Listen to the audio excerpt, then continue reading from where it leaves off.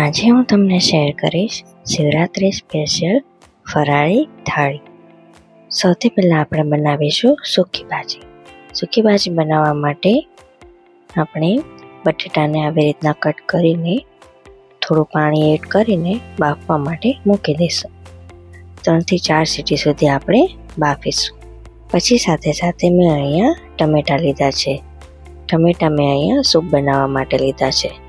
ટમેટાને વચ્ચે આવી રીતના કટ કરીને પછી એમાં પણ પાણી એડ કરીને છૂટા બાફવા માટે મૂકી દઈશ. તમે કુકરમાં પણ બાફી શકો છો.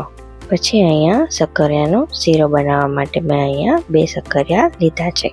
પછી શક્કરિયાની છાલ નીકાળીને કટ કરી લઈશું. સાથે સાથે આપણા ટમેટા પણ થઈ રહ્યા છે. શક્કરિયાને આવી રીતના નાનું કટ કરી દઈશું.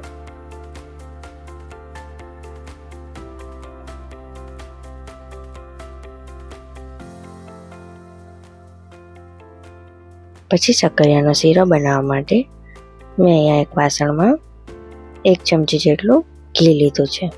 ઘી ગરમ થઈ જાય એટલે આપણે એમાં શક્કરિયાને એડ કરી દઈશું. પછી થોડું મિક્સ કરીને એમાં દૂધ એડ કરી દઈશું. શક્કરિયા ડૂબે એટલું આપણે દૂધ એડ કરીશું. શક્કરિયા બફાય ત્યાં સુધી આપણે સાઈડમાં એલચીને પણ કાંડી લઈશું. વચ્ચે વચ્ચે આવી રીતના આપણે મિક્સ કરતા જઈશું. શીરો આપણો થાય છે ત્યાં સુધીમાં આપણા ટમેટા પણ થઈ ગયા છે. હવે ટમેટાને થોડી વાર ઠંડા થવા માટે સાઈડમાં મૂકી દઈશું.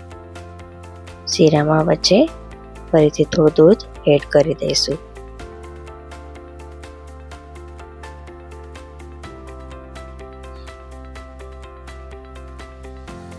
અને હવે સૂકી ભાજી માટે અને ટામેટાના સૂપ માટે આદુ મરચાં અને ટમેટાને સમારી લઈશું.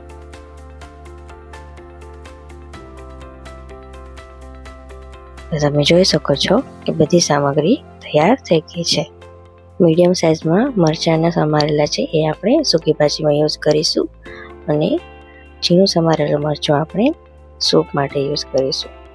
શક્કરિયાના શીરામાં આપણે એલચીને એડ કરી દઈશું. પછી 4 થી 5 ચમચી જેટલી ખાંડને એડ કરીશું અને મિક્સ કરતા જઈશું. ખાંડ એડ કરીશું એટલે થોડું ઢીલું થઈ જશે, એટલે ફરીથી 2 થી 3 મિનિટ સુધી આપણે શીરાને થવા દઈશું. પછી મેં અહીંયા ચમચાની મદદથી થોડા શક્કરિયાને મેશ કરી દીધા છે. તમને પસંદ પડે તો એમને પણ રાખી શકો છો. તો તૈયાર છે આપણો શક્કરિયાનો શીરો. ત્યાં સુધીમાં આપણા બટેટા પણ બફાઈ ગયા છે. પછી બટાટાને નીકાળીને એની છાલ નીકાળી દઈશું. પછી એમાંથી એક બટાટાને સાઈડમાં લઈ લઈશું, જે આપણે રાજગરાની પૂરીમાં યુઝ કરીશું. અને બાકીના બટેટાને આપણે આવી રીતના મીડિયમ સાઇઝમાં કટ કરી લઈશું.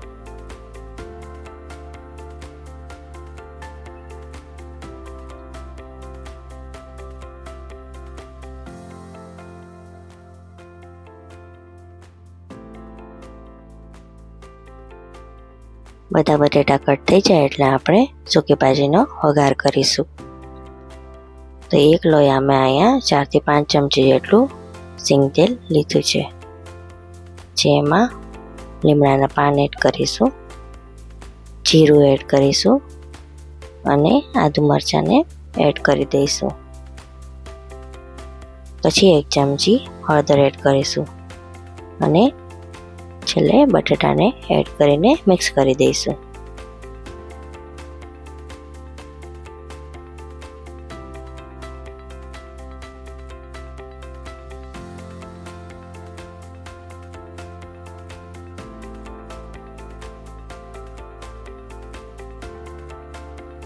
પછી અહીંયા 2 ચમચી જેટલું મીઠું એડ કરીશું.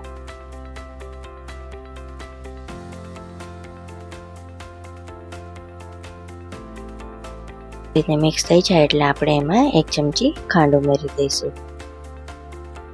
પછી એમાં ટામેટાં ઉમેરી દઈશું અને લાલ મરચું પાવડર પણ ઉમેરી દઈશું. પછી એમાં લીંબુનો રસ એડ કરીશું અને સરસ રીતે મિક્સ કરી દઈશું અને 1 થી 2 મિનિટ સુધી સૂકી ભાજીને ચડવા દઈશું. સરસ રીતે ચડી જાય એટલે કોથમીર એડ કરીને ગાર્નિશ કરીશું.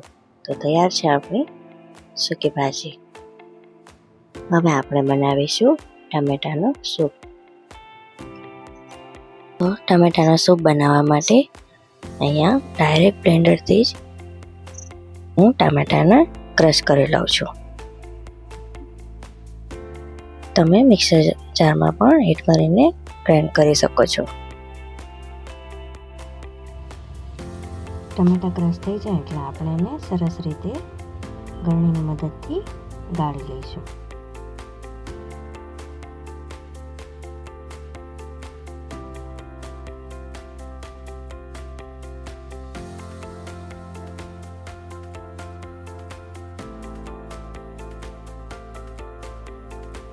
પછી સૂપનો આપણે વઘાર કરીશું.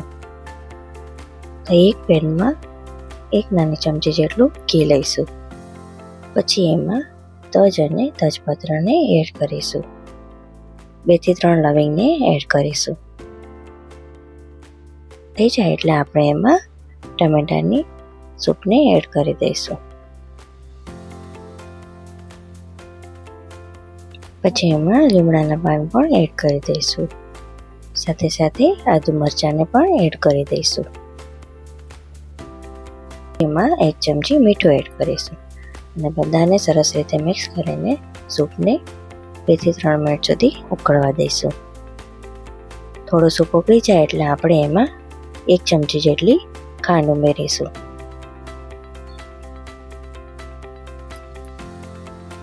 અને પછી એમાં 1 ચમચી જેટલી લાલ મરચાંનો પાવડર ઉમેરીશું અને સરસ રીતે મિક્સ કરી દઈશું. પછી સૂપને 2 થી 3 મિનિટ સુધી ફરીથી ઉકળવા દઈશું અને છેલ્લે કોથમીરથી ગાર્નિશ કરીશું.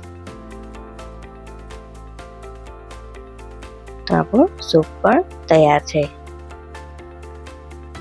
આપણે બનાવીશું રાજગરાની પૂરી. રાજગરાની પૂરી બનાવવા માટે આપણે જે બટેટું સાઈડમાં રાખ્યું હતું એને આપણે ખમણી લઈશું. ખમણાઈ જાય એટલે આપણે ખમણેલું મરચું અને આદુ પણ એડ કરી દઈશું અને પસંદ પડે તો એમાં કોથમીર પણ એડ કરી શકો છો. રાજગરાનો લોટ એડ કરી દઈશું. 1 ચમચી મીઠું એડ કરીશું. 1 ચમચી જેટલો કાળા મરીનો પાવડર એડ કરીશું. પાણી એડ કર્યા વગર જ સૌથી પહેલાં આપણે લોટને મિક્સ કરી લઈશું. પછી જરૂર લાગે ત્યારે થોડું પાણી એડ કરીશું.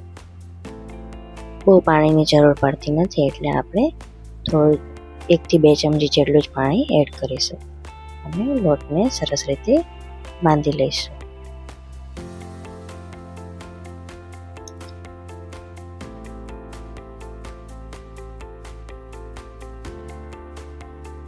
લોટ બંધાઈ જાય એટલે આપણે પૂરીને વણી લઈશું.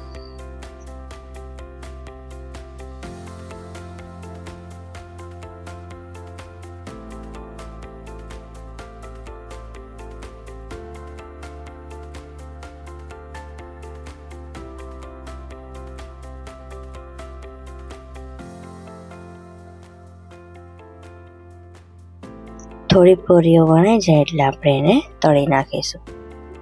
પહેલાં અહીંયા મેં મરચાંને અને વેફરને તળી નાખી છે. પછી આપણે પૂરીને તળી નાખશું.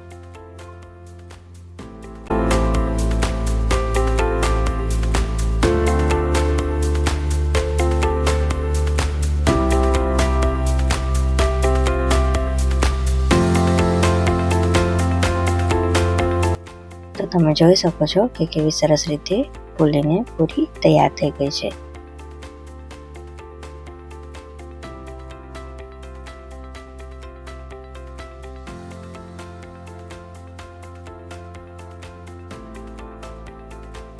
તો આ શિવરાત્રી ઉપર ફરાળી થાળી બનાવવાનું ભૂલશો નહીં.